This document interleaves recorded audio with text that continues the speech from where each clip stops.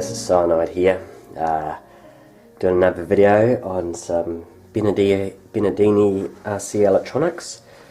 I've just received today the smoke unit, Oil Smoker 2 I think it's called. Yep.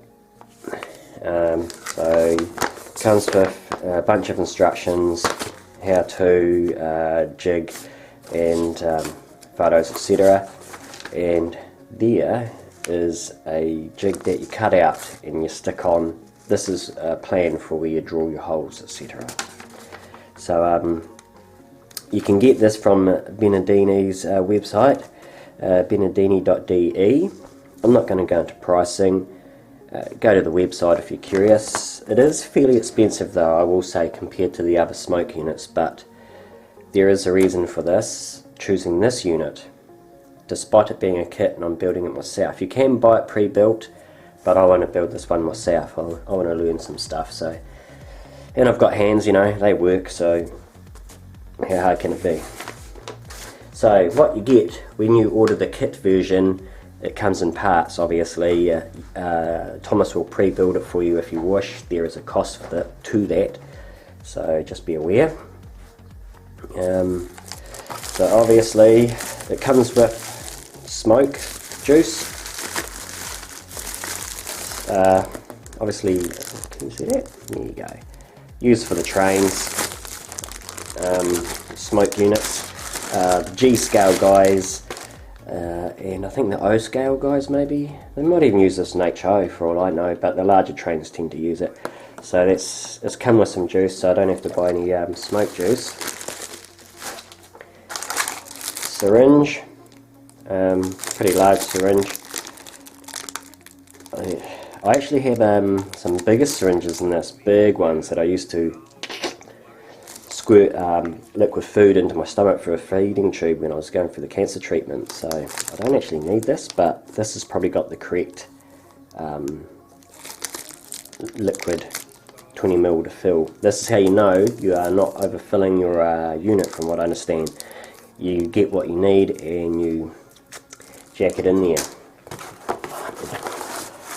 Tubes, clear tubes, larger diameter tube. It's like about 10 mil maybe. That's your out, smoke out. And this little guy, that's your filler tube. So put that on there to fill it up. This is the main part of it, the nuts and bolts, I suppose. This is the tank. You can get two different sizes, by the way. This is the standard size. You can also get a large size, larger tank reservoir. So and this will come with all the parts I need to build the unit. This is a little cover that covers the electronics according to the plan. And in here, no, not screwed together, there's the various bits and bobs. So this here, I'll just get it in camera, sorry I'm not really looking at the camera. This here is the part that does all the work. It's got wax on it, and this thing here is the heating element. This is the part that actually generates the smoke, and I think these are the expensive part of the unit, the little heating elements. So there is 4 of these, I believe. 1, 2, 3, 4. That's correct. The reason for this is, from what I understand, is 2 elements will be on whilst in idle, and the other 2 elements will turn on when you accelerate, or when you start up or accelerate, to give the large puffs of smoke. And the smoke unit is controlled by this board here. This board connects directly into the multi-function sound unit that I've done videos on. So this here comes out of your let me see if I can adjust that. Right, zoom in a bit, one moment please. go. This board, all these wires go to the various, feed the power to the heating elements and the fans. This board does all the controlling, all the gizmo stuff, and this feeds into the TSB multifunction sound unit, which I was just playing with earlier. I'll dig it out of the box. Here we are. This little guy here, it's still got the programming card in because I was loading the sounds for the truck, but it goes into the A3 and 4 pins right on the end here. If I get it in the light better, here. So you can program this to control this card, and that's pretty much why I went for this unit. I could have brought a cheaper smoke unit. There are other ones around, there are choices, but yeah, I'm keen to see what this thing can do and how these two boards communicate with one another, because I'm quite impressed with the multifunction unit, and I think this is going to be the bee's knees. So, controller board that interfaces with the sound card, so everything is synchronized. What else we got in here? Got the fan, radial fan. Looks like about an 80mm maybe. Not sure, doesn't say. Miscellaneous hardware, things like that. So everything lives inside this. These elements are inside the box, the rest of it sits on top from what I understand, and it's clear so you can see the fluid levels. I'm not too sure if I'm even going to use this casing in the wolf spider, but I will build this as per instructions on this box, just so I can run it up, test it, and see how to configure the software to run the circuit board with the sound card. So I'll probably do a wee series video on that, but I may make a custom reservoir for the wolf spider.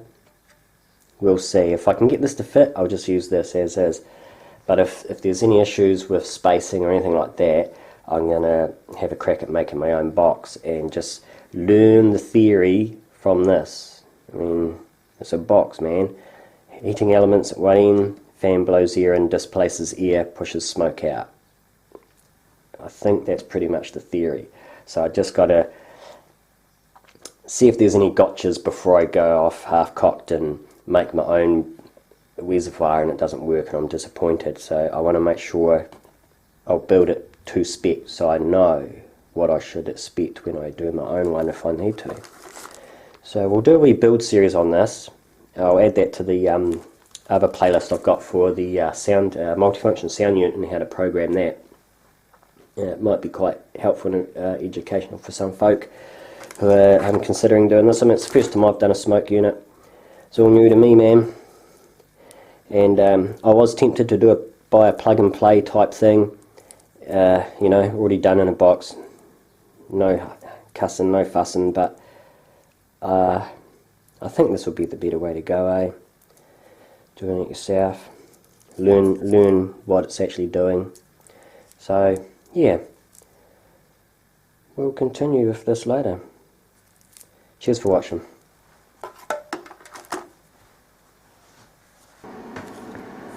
I also have a little word of warning with using the silicone conformal coating that I was showing how to use with the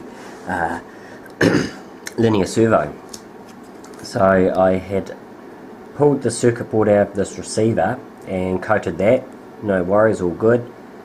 I painted the box grey while I was at it, so it looks like a piece of machinery type stuff when it's in the truck instead of a funny looking electronic thing. And then I got busy with this, waterproofing this, and you can see it's on there. Did the base, did the top, really gave it a good going over because these cards are damn expensive, and I thought, well, if this thing gets wet there'll be tears before bedtime.